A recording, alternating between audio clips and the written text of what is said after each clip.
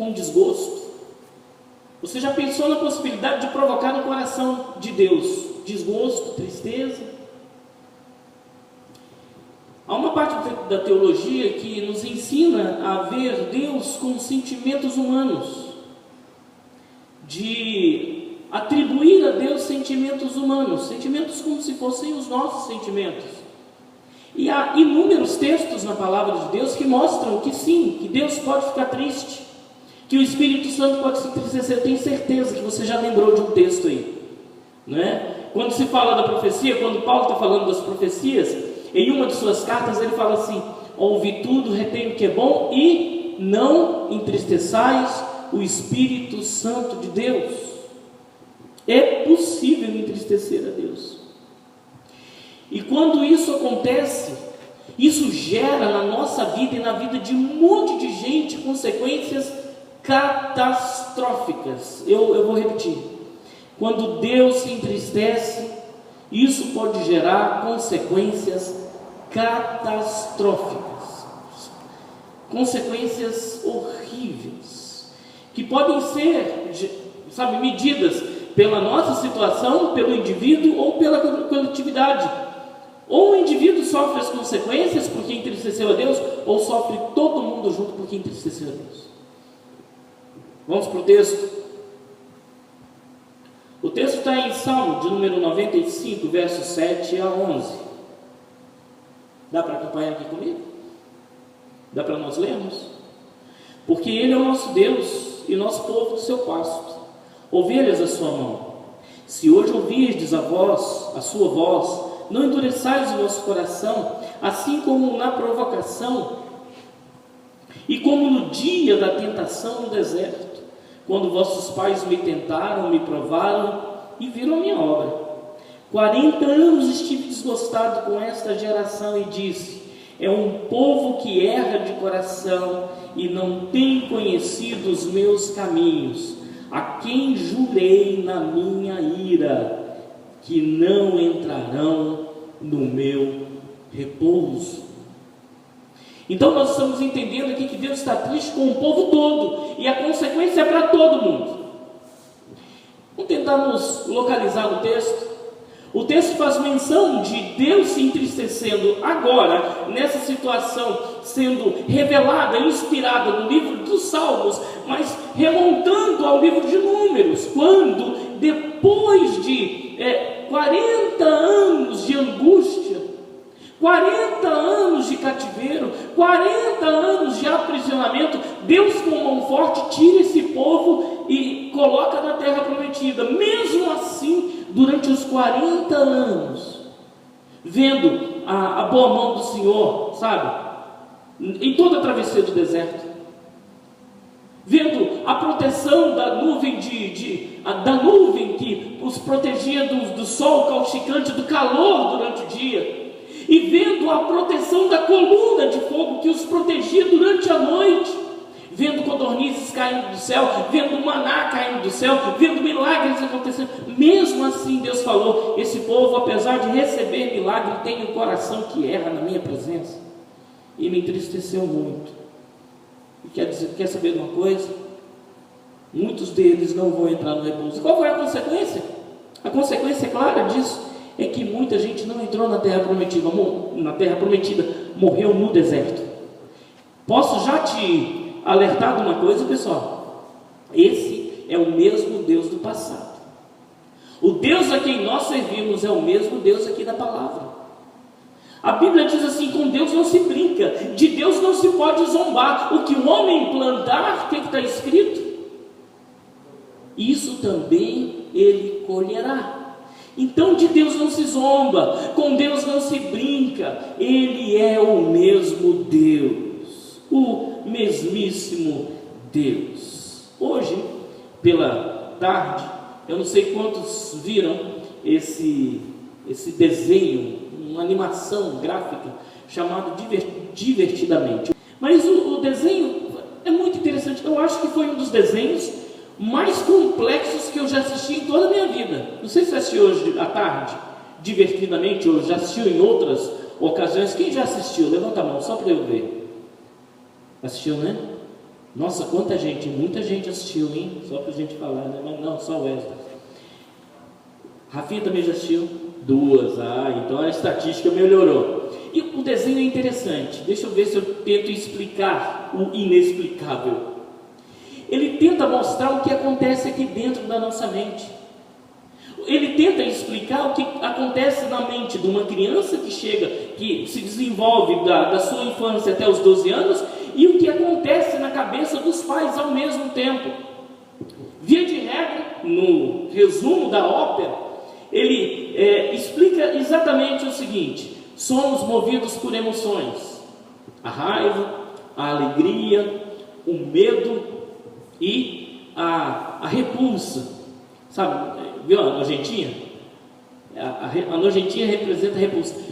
E eles estão presentes nos três: no pai, na mãe e na criança. Então, é uma máxima, é um ponto de unidade que a gente entenda que tanto as crianças quanto os adultos são movidos por emoções. E é interessante que ao longo do desenho você vai ver que a tristeza é colocada de lado várias vezes, mas a alegria, a personagem que representa a alegria, descobre a duras penas que a tristeza também tem o seu lugar na história, tem o seu lugar dentro das nossas emoções, e ela, a tristeza, muitas vezes vai determinar a nossa caminhada. A alegria tenta deixar a tristeza para trás e voltar para o comando, sabe, da cabecinha, do centro das emoções da criança. E ela, percebendo que a tristeza também tem o seu lugar, é obrigada a voltar, a pegar a tristeza e a trazer de volta para o comando. É um pouco complexo o desenho? É um pouco complexo, mas ele simplesmente diz, no final das contas, que são as emoções que movem a gente. Seja tristeza, seja raiva, seja repulsa, ou seja um medo. Eu quero te fazer uma pergunta: qual é a emoção? Qual é o sentimento que está regendo a sua relação com Deus hoje, nesse exato instante? Começa a pensar: é a tristeza? É a alegria? É o medo?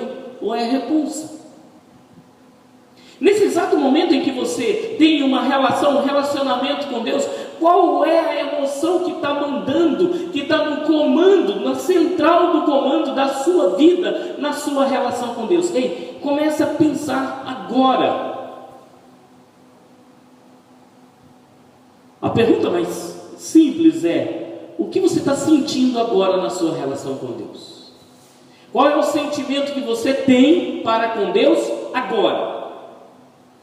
Faça essa pergunta, né? Porque a gente sabe quais são os sentimentos que estão dentro da gente. Agora, ei, olha para mim agora. Eu vou te fazer uma segunda pergunta que você não conseguirá responder, ou quem sabe, qual é o sentimento que está no coração de Deus agora em relação à relação com você, ao relacionamento com você? Qual é o sentimento que Deus tem quando olha para você? Para você, Jusildo? Qual é o sentimento que Deus tem quando olha para você, Ronildo? Paulo, Pastor Merindo, Dani, Josias, Rafa? Hoje eu fui confrontado com isso, tá ligado? Qual é o sentimento que está no coração de Deus agora, quando Ele olha para você? Por quê? Quando eu olho para você, eu só consigo enxergar uma pessoa bonitinha, bem arrumada. Não consigo ver sorriso, que está todo mundo de máscara. Não é verdade? Mas Deus olha não a aparência, Deus olha lá dentro. A pergunta é: qual é o sentimento? Eu quero que você guarde essa pergunta para você, para a gente chegar até no final. Qual é o sentimento que está regendo a sua relação com Deus agora? Quando Deus te olha, o que Ele sente? O que Ele está sentindo? Lembra do texto? Eu gostaria que nessa jornada de pensar o que Deus está sentindo em relação a nós, que nós pensássemos em alguns pontos cruciais nessa nossa relação com Ele. Lembre-se sempre: primeiro, Deus não é tomado de surpresa. Seja qual for a situação, Deus está no controle de absolutamente tudo. Salmo 139 diz que Deus nos conheceu ainda substância informe, e no seu livro estão escritos todos os dias da nossa vida. Isso quer dizer, ele ainda cita-se, antes que a palavra chegasse aos nossos lábios, ele sabe de tudo. Ei, deixa eu te contar, Deus nunca vai ser tomado de surpresa. Nem pelas boas coisas que nós façamos, nem pelas coisas erradas que nós façamos, nem pelas coisas boas que nos aconteçam, nem pelas coisas ruins que possam nos passar. Deus não é tomado de surpresa. Dá para gravar isso? Deus está no controle de tudo. Segundo, nada foge ao controle do Senhor. 1 Pedro 3, de 11 a 12, nada fica sem resposta. E é interessante que no texto de Ezequiel, a Bíblia vai dizer assim: a alma que pecar, esta vai morrer. E eu volto a citar o texto de Paulo, quando em uma das suas cartas ele fala: de Deus ninguém pode zombar. O que o homem plantar, isso ele vai colher. Então guarda essas três coisas. Deus não é tomado de surpresa, nada foge do controle do Senhor e nada fica sem resposta. E de repente então você faz a seguinte pergunta: quanto a nós, onde que a gente entra nessa história? E como é que a gente fica nessa situação toda? Vamos voltar para o texto lá. E voltando lá para o texto, você vai lembrar: primeiro, não há desculpas para enganos. Romanos capítulo 2, versículo 1 vai falar, vocês estão, quer dizer, a humanidade está de maneira indesculpável diante do Senhor. E o que nos deixa sem desculpa diante de Deus? Paulo vai explicar no texto de Romanos capítulo 1, 2 e 3 que todas as coisas que Deus criou existem para falar com a criatura que Deus existe, que Deus ama, que Deus é justo, que Deus pune, mas que Deus resgata. 2. Deus espera que nós façamos coisas boas e boas escolhas na nossa vida. Deuteronômio capítulo 30, verso 19 diz assim: eis que eu coloco diante de vocês, guarda isso pessoal, eis que eu coloco diante de vocês a vida, a bênção, a maldição e a morte.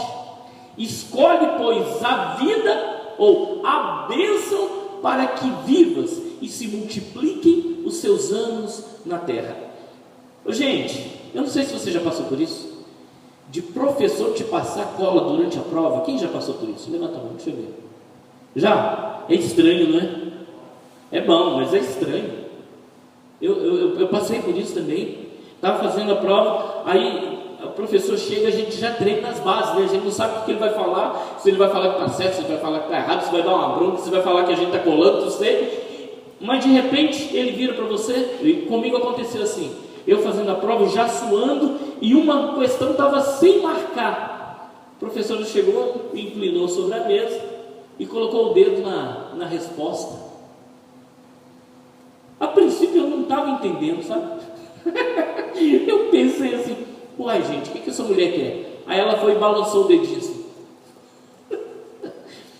Eu não sei se os colegas viram, mas aquilo foi para mim assim um bálsamo, um cuidado de alguém que tem autoridade sobre mim, alguém que tem as respostas e me deu as respostas para que eu não saísse com nota baixa. É exatamente o que Deus faz com a gente. Deus espera que a gente faça a escolha certa, escolhas boas na vida, mas além disso, Ele mostra o que escolher. Ele fala assim: escolhe pois a vida, escolhe pois a bênção.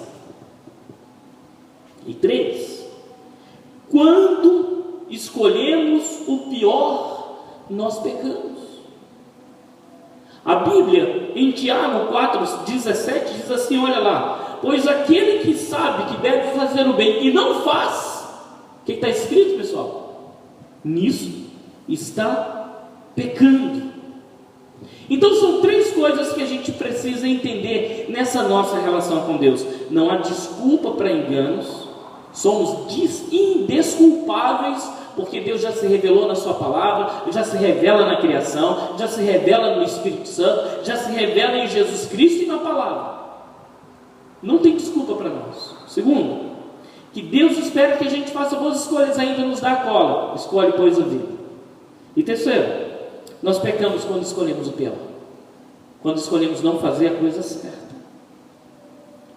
Vamos para Números capítulo 20 e a gente vai entender o resumo de Números capítulo 20. Por quê? O livro de Salmos, esse texto que a gente viu em Salmos, remete ao texto em Números. E quando a gente chega em Números 20, a gente vai entender a dor do coração de Deus.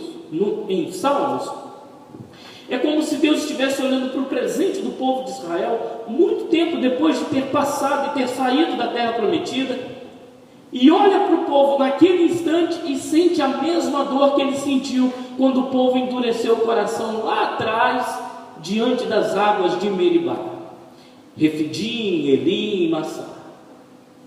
Quando ele olha para trás e ele olha a situação do povo, ele percebe: nossa, esse povo está fazendo a mesma coisa de novo. É como se um pai olhasse para o filho, errando pela quinta vez, ou cometendo o mesmo erro pela milésima vez, pensa assim: poxa, será que ele não vai mudar?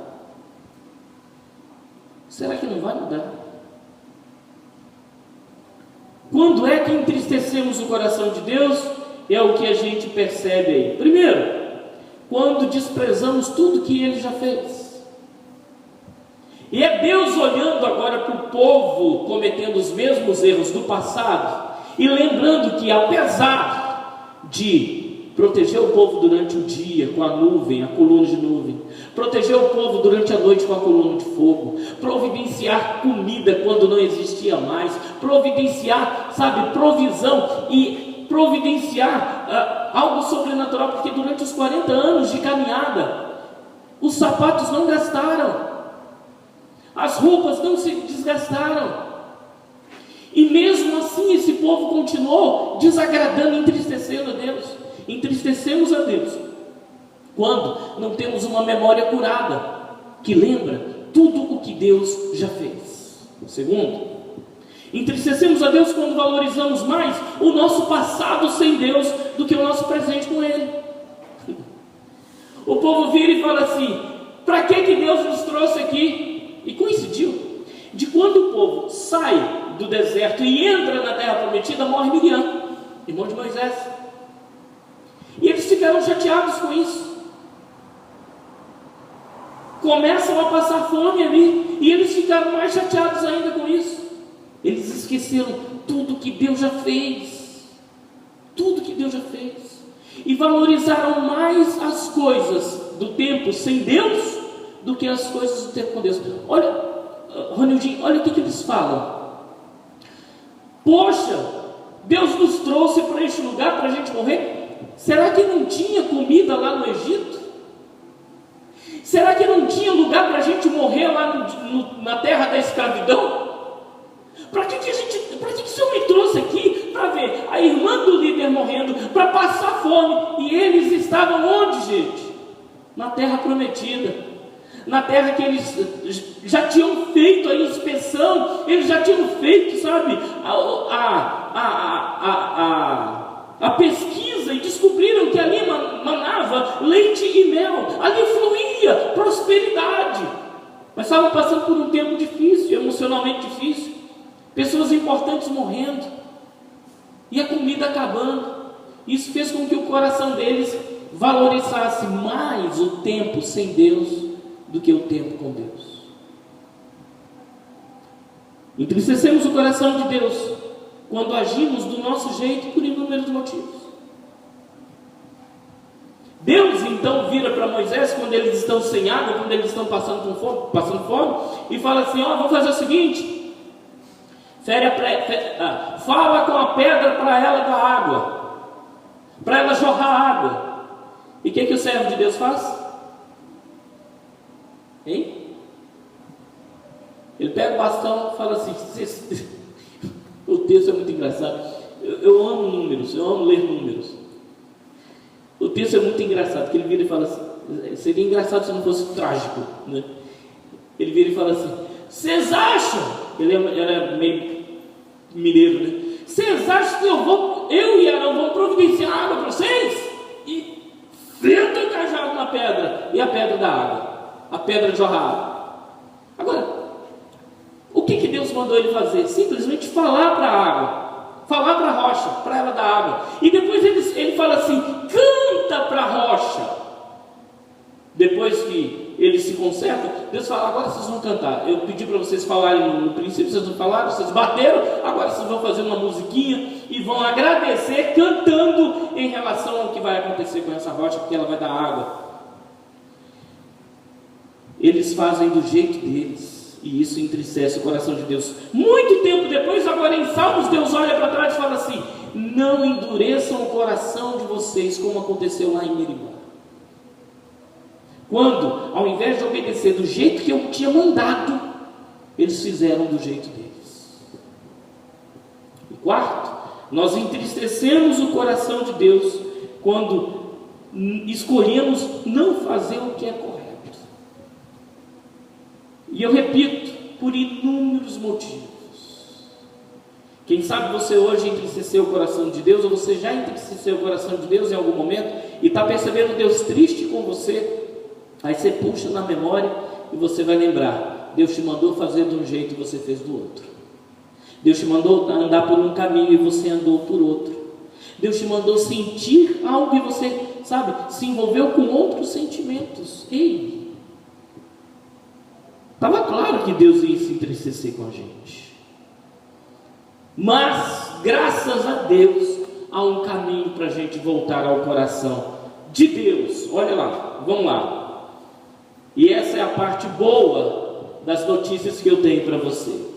Qual é o caminho para nós voltarmos ao coração de Deus e estarmos de novo numa situação e numa experiência gostosa na presença dele? Porque, venhamos aqui, convenhamos nós,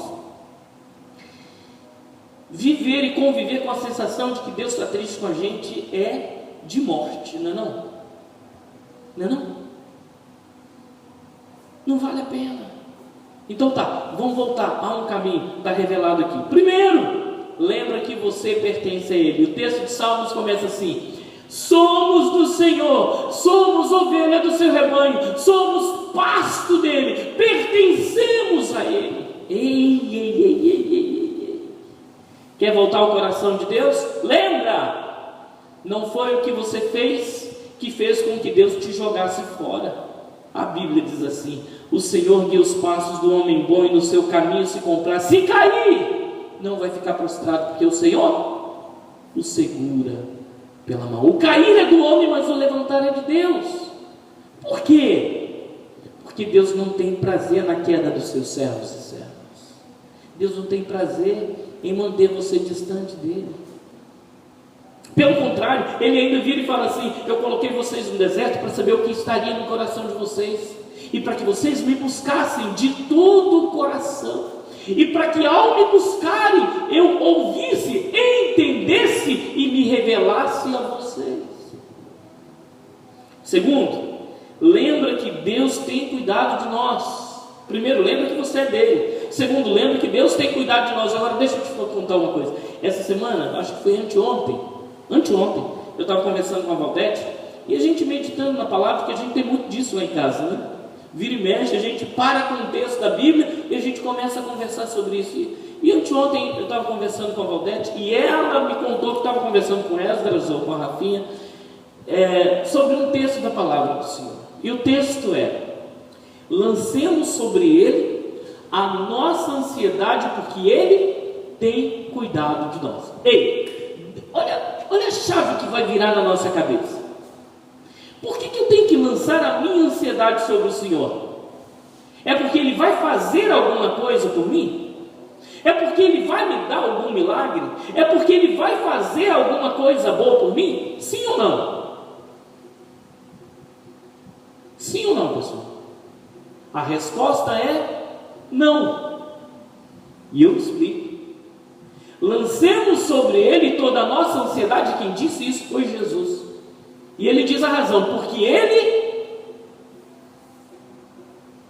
fala para mim. Porque Ele tem cuidado de nós, porque Ele já está cuidando de nós. Por que é que eu devo lançar a minha ansiedade sobre Deus? Porque Ele já tem cuidado de nós. Entendeu agora? Sim ou não? Então, o caminho de volta para o coração de Deus é: eu sou dele. E segundo, eu preciso lembrar que Ele já tem cuidado de mim, seja nas situações boas ou nas situações ruins. Ele cuida de mim, Ele já tem cuidado de mim. Eu preciso refrescar minha memória nisso. 3, eu preciso aprender com os erros do passado. Infelizmente, a gente aprende mais com os erros do que com os acertos. Concorda comigo? Hein? Concorda? Infelizmente. Mas eu deveria falar de outra forma: felizmente, pelo menos isso. Lembra onde você caiu, diz a Bíblia? Volte atrás e volte ao seu primeiro amor. Ei, gente, está na hora da gente não repetir as mesmas mancadas que a gente cometeu antes. Você entendeu? Eu vou repetir para você. Está na hora da gente parar de repetir os mesmos erros. Está na hora da gente começar a aprender a não passar pelos caminhos de morte pelos quais a gente já passou e se deu muito mal na vida. Entendeu? Se entendeu, fala com Deus. Deus, então eu quero aprender com os meus erros. 4, lembra que Ele continua sendo justo. O mesmo Deus que ama é o mesmo Deus que é justo. É engraçado isso, né? Não tem como a gente separar que Deus seja bom e que Deus seja justo, que Deus nos ama, mas que Deus pune o pecado em nós. Não tem como separar, é o mesmo Deus. Então olha, se você se relaciona com um Deus extremamente amoroso, saiba que Ele é o mesmo Deus que vai te corrigir porque Ele te ama. Amém?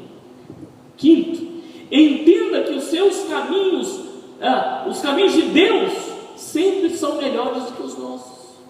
Sempre. 6, confie nas estratégias que Ele deixou para a nossa guerra. E aqui é muito prático, pessoal. Confia na oração. Confia na oração. Um dia eu liguei para o pastor Jeremias, meu ex-professor no seminário. Acho que o Josias, o pastor Josué estava comigo.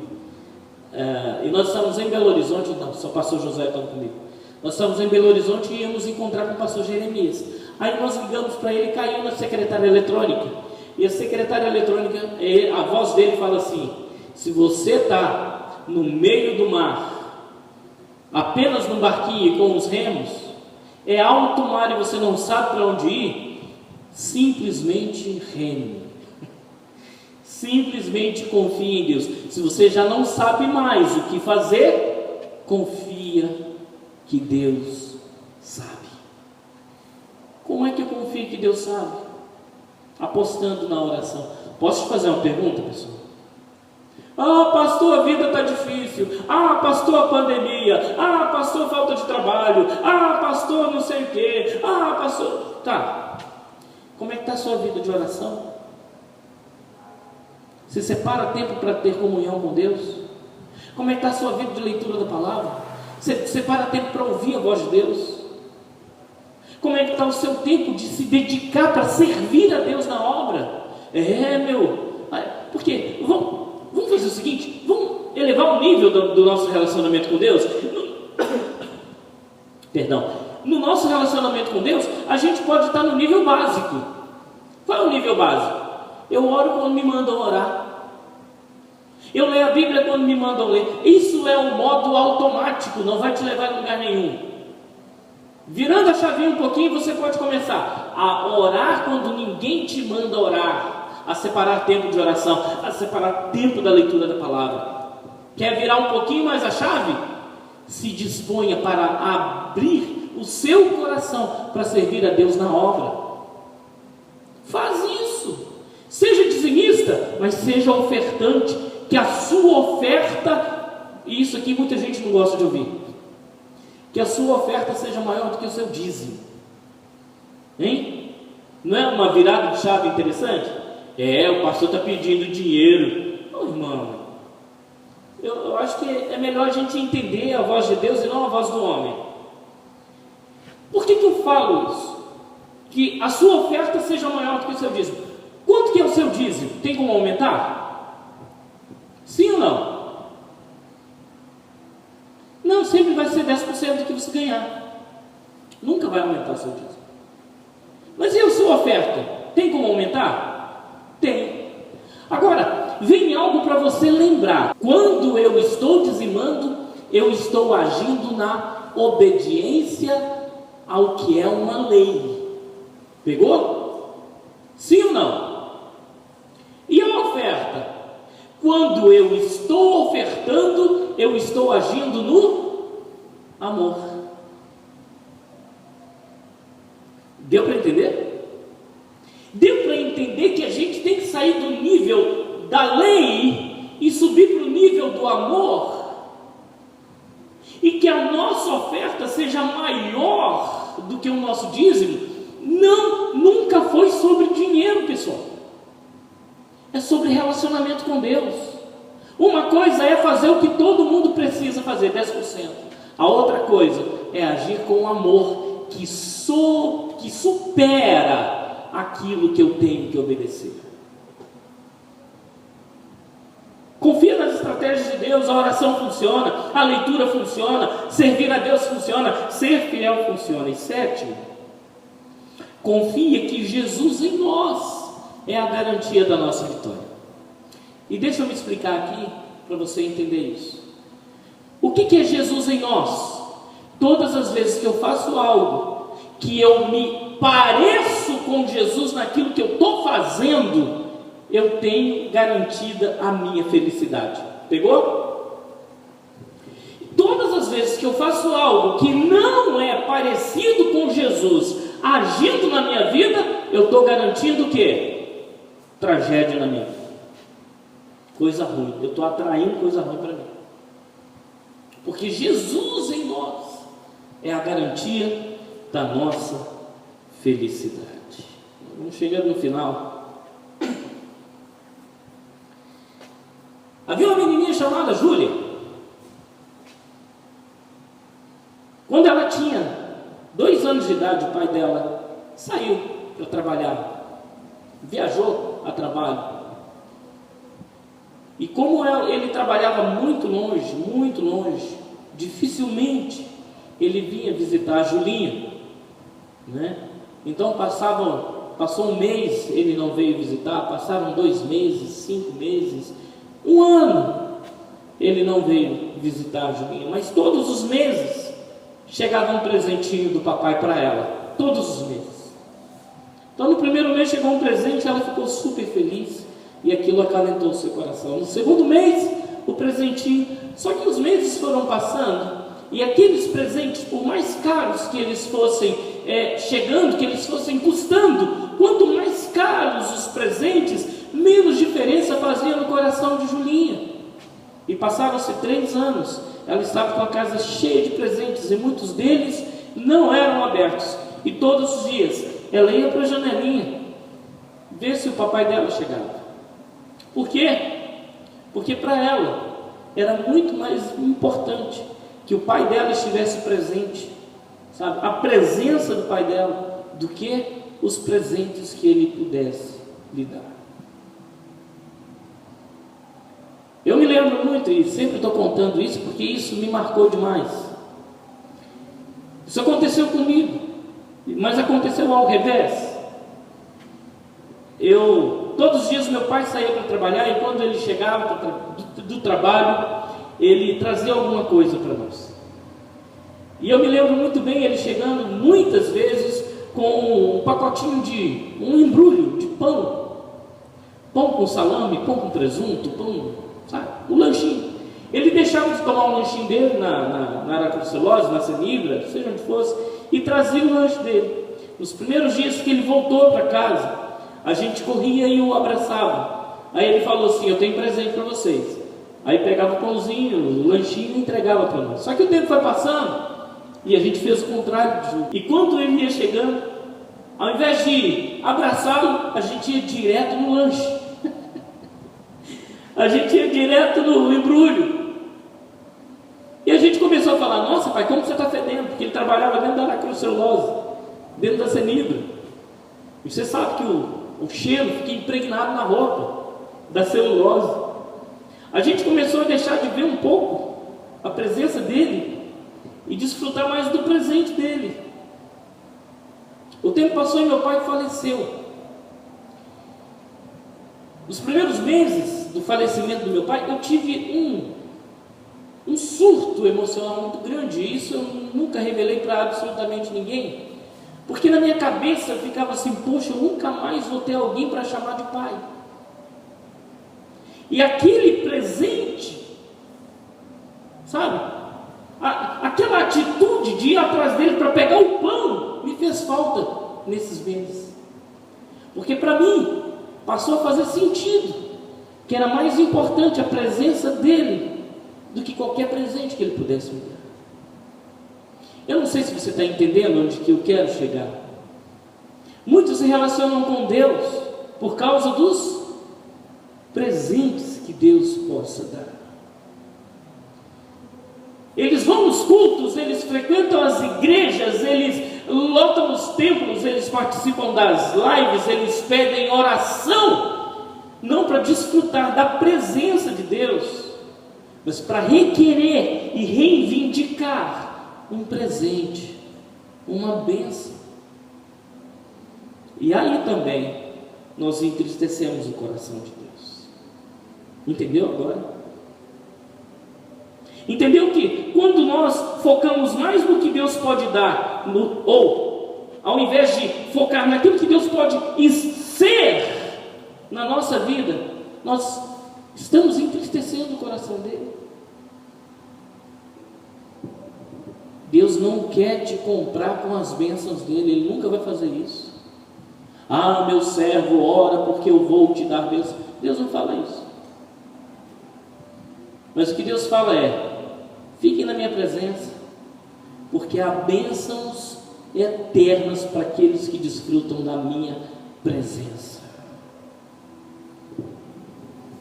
Você quer voltar ao coração de Deus hoje? Você quer tomar o caminho de volta para encontrar com a paz, a alegria, as estratégias, sabe? A graça de enfrentar a vida com coragem, porque Deus está contigo? Você quer isso? Ou você quer continuar vivendo debaixo da tirania da ansiedade? Ou você quer continuar vivendo debaixo da opressão da depressão? Ou você quer continuar vivendo esmagado pela tristeza do medo da vida e da morte? Porque tudo isso, sabe, começa com uma decisão: